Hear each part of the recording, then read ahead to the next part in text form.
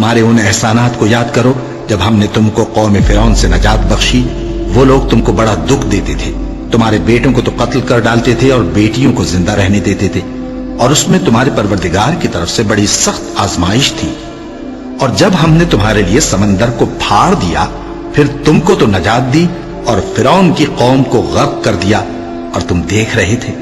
اور جب ہم نے موسیٰ سے 40 رات کا وعدہ کیا تو تم نے ان کے پیچھے بچڑے کو معبود مقرر کر لیا، اور تم ظلم کر رہے تھے۔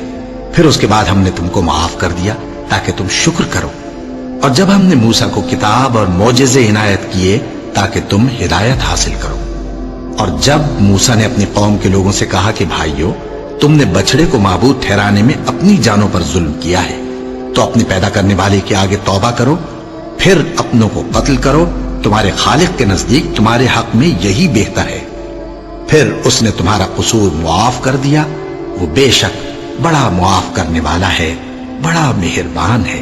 اور جب تم نے موسیٰ سے کہا کہ موسیٰ، جب تک ہم اللہ کو سامنے نہ دیکھ لیں گے تم پر ایمان نہیں لائیں گے، تو تم کو بجلی نے آ گھیرا اور تم دیکھ رہے تھے۔ پھر موت آ جانے کے بعد ہم نے تم کو اثر نو زندہ کر دیا تاکہ احسان مانو۔